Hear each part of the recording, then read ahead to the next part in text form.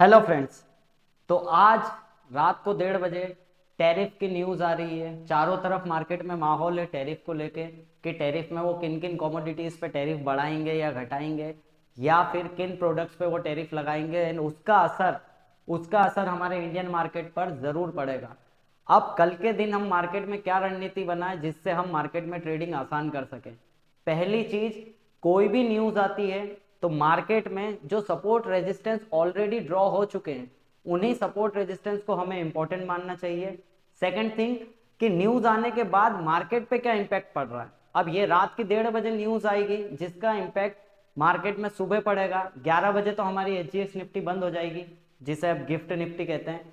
लेकिन मॉर्निंग में मार्केट पे क्या इंपैक्ट पड़ेगा, तो सबसे पहले स्क्रीन पे आप ये देखिए कि मार्केट किस तरफ जाना चाह रहा है, क्या इस न्यूज पे इंपैक्ट पड़ेगा। मैंने अधिकतर इवेंट ट्रेडिंग देखी है तो हमने अधिकतर ये पाया है कि इवेंट ट्रेडिंग पे एक लॉन्ग लेग डोजी बनती है, यानी कि मार्केट जिधर ओपन होता है वहीं पे आके क्लोज हो जाता है और एक बड़े बड़े हाई और बड़े बड़े लो लगते हैं। हमेशा हमने आरबीआई पॉलिसी और मेन इवेंट इसी तरीके से देखे हैं। लेकिन इसको भी और आसानी से करने के लिए हम क्या कर सकते हैं, इसको भी और आसानी से करने के लिए हम मार्केट में हम लेवल नोट कर सकते हैं और लेवल के थ्रू हम ट्रेडिंग कर सकते हैं। तो सबसे पहले आते हैं निफ्टी के चार्ट पे। निफ्टी की ये लास्ट लेग निकली हुई है जिसमें जिसमें मार्केट में ये माना जा रहा है जिसमें मार्केट में ये माना जा रहा है कि मार्केट का बॉटम लग चुका है।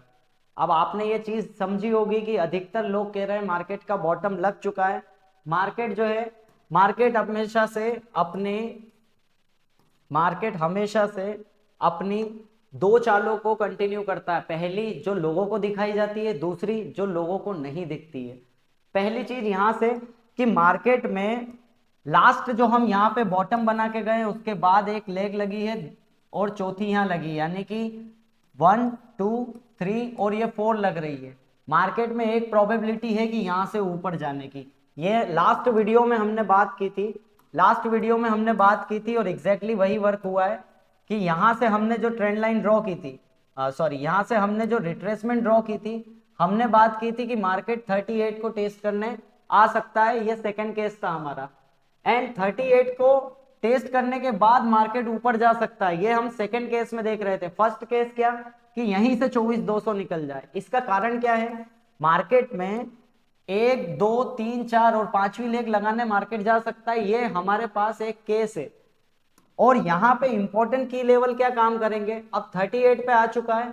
अगर मार्केट में ये मैंने दो लेवल आपके सामने ड्रॉ किए, एक 23,875 का लेवल, एक 23,133 का लेवल। अभी तक मेजर हाई हमारे पास यही है और मेजर लो यही है। हम पुराने रेजिस्टेंस के पास से नीचे गिर रहे हैं, ये सबको दिख रहा है, लेकिन यहाँ पे एक लेग लगना ऊपर पॉसिबल है। ये हम एक सेकंड केस में लेके चल रहे हैं। अब क्या है इसमें, अगर मान लेते हैं कल टैरिफ आता है और मार्केट ऊपर चलने लगता है और ये वाला ही लो पॉइंट है, तो यहां से तो हम साइडवेज जोन में काम कर लेंगे क्योंकि ये जोन 700 पॉइंट्स के आसपास की है। लेकिन अगर मार्केट में टैरिफ को लेकर नेगेटिव न्यूज आई और लोग पैनिक होकर सेलिंग करने लगे या सेलिंग क्रिएट हुई, तो हमारे लिए सबसे इंपॉर्टेंट लेवल जो रहेगा वो रहेगा 22,800 का। यहाँ पे 22,800 का मेन लेवल रहेगा, जो मैं शुरू से बात करता आ रहा हूं कि हम ये मानते आ रहे हैं कि ये बॉटम नहीं लगा है। हम शुरू से ये मानते आ रहे हैं कि ये बॉटम नहीं लगा है। अब मैंने आपसे कहा भी था कि ये जो गिरावट है ये इतनी जल्दी खत्म नहीं होगी, हमें वीकली की 100 तक जाना है। इसमें मैं मेरा एडवांस भी स्टार्ट कर देता हूं। तो अब यहां से चारों मूविंग एवरेज डेली की यहाँ पे एक जगह आ चुकी है। तो कल के दिन मेरा ऐसा मानना है कि जो टैरिफ की न्यूज आएगी हम हाई और लो लगाने के बाद यही काम करते हुए नजर आएंगे। क्यों, एक डायरेक्शन सीधी तय नहीं हो सकती। अगर 22,800 का लेवल नीचे डाउन ब्रेक हुआ तो हम फिर से अगेन वीकली की 100 पे काम करने जाएंगे। तो पहला केस, अगर कल मार्केट में, अब यहां पे इंपॉर्टेंट की प्ले जो रहेगा, की फ्रेम हमारा रहेगा वो 15 मिनट का टाइम फ्रेम रहेगा। 15 मिनट के टाइम फ्रेम पे ये जो चारों मूविंग एवरेज है, अगर मार्केट यहां से नीचे गिरता है तो हम सीधे पहुंचेंगे 1 घंटे की 200 पे, जो कि यहां से आ रही है 23,000 पे। और अगर मार्केट यहाँ से ऊपर निकलता है तो हम इस हाई को 23,600 को छू सकते हैं। मैंने जो रिसर्च की है 23,000 और 23,600, अभी हम काम कर रहे हैं 23,300, तो 300 पॉइंट ऊपर और 300 पॉइंट नीचे। मैं ऐसा क्यों कह रहा हूं, क्योंकि आप एक चीज समझो, कल इवेंट है लेकिन ऑलरेडी हमारे पास एक रेंज है। अगर मैं ये लाइन हटा दूं और ये मूविंग एवरेज हटा दूं तो नॉर्मली हमारे पास एक रेंज है। अभी हम इस रेंज से बाहर निकलेंगे तो कुछ काम कर पाएंगे। अब यहां से रेजिस्टेंस पे ये जो सिम्टम बन रहे हैं, अब यहां से सेलिंग क्रिएट होना भी मुश्किल है और बाइंग क्रिएट होना भी मुश्किल है।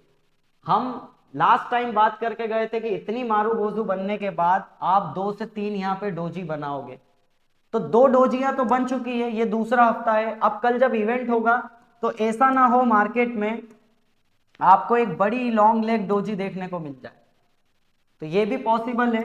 हमें की लेवल क्या याद रखना है, हमें सिंपल सा ये याद रखना है, अगर मार्केट यहाँ से ऊपर चलेगा तो हम इस रेंज के टॉप पे जाएंगे और मार्केट नीचे चलेगा तो हम फिर 22,800 के लेवल को ब्रीच कर सकते हैं। अब मैं यहाँ से उसके पहले नीचे से एक रिट्रेसमेंट लगा के देखूंगा तो मैं पाऊंगा कि 22,700 और 800 की रेंज में ही हमारी 61 की रिट्रेसमेंट आ रही है।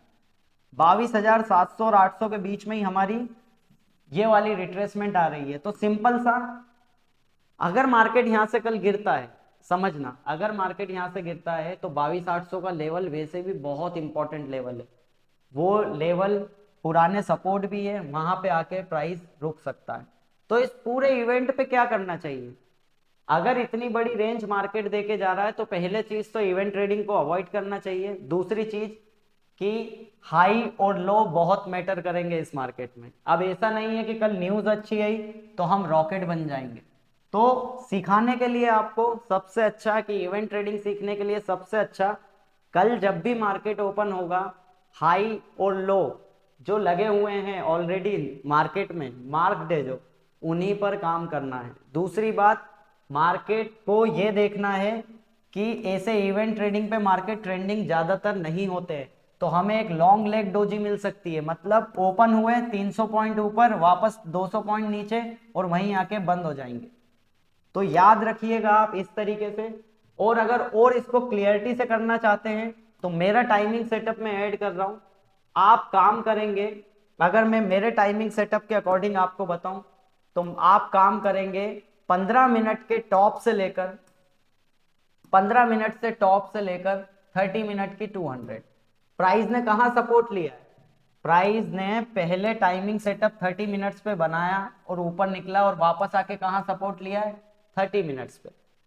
तो अगर मार्केट यहां से बाउंस भी लेता है तो 200-300 पॉइंट का बाउंस है, और अगर डाउन भी आता है तो इस पूरी लेग के हम 22,800 के आसपास आके सस्टेन करने लग जाएंगे।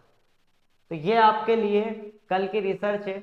अब इसमें कंफ्यूजन तो क्रिएट होंगे, मार्केट सेंटर में खड़ा है, ना तो मार्केट हाई के पास है ना ही मार्केट लो के पास है, तो कंफ्यूजन तो होगा।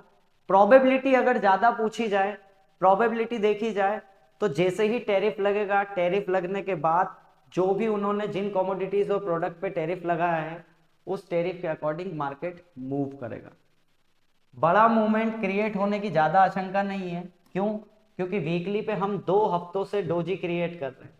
अब ऑलरेडी इस हफ्ते में हमारे पास ये डोजी है, अब मैं ये डिलीट करता हूं, ऑलरेडी हमारे पास ये डोजी है, इसी का हाई आप मार्क करो, इसी डोजी का इस हफ्ते जो हाई लो लगे हैं अगर हम इसे ही मार्क करें तो पहले ट्रेंड में आने के लिए इस डोजी को ब्रेक डाउन करना पड़ेगा या ब्रेकआउट करना पड़ेगा। तो ये डोजी का भी क्या आ रहा है, 23,600 से लेकर 23,600 से लेकर ये आ रही है डोजी 23,280 के आसपास।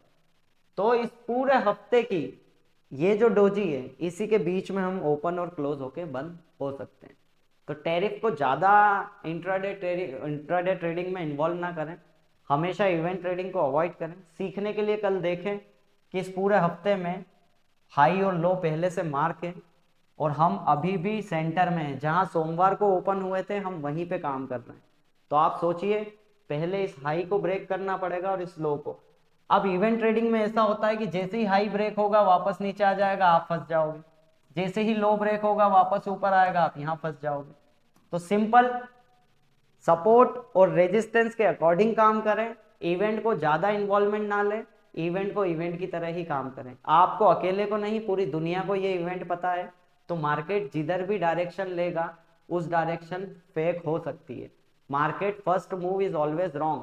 जो चीज़ आप सबको पता है उस समय मार्केट रिएक्ट एक डायरेक्शन में नहीं करेगा। तो आई थिंक आपको समझ आ रहा होगा मैं क्या इंडिकेट करना चाह रहा हूँ। मैं इंडिकेट करना चाह रहा हूँ एक हैवी वॉलेटिलिटी, और जहां ओपन हुए हैं वहीं बंद हो जाओ। तो इस वॉलेटिलिटी में ना फंसें और समझें कि मार्केट इवेंट पे कैसे ट्रेडिंग करता है। Thank you.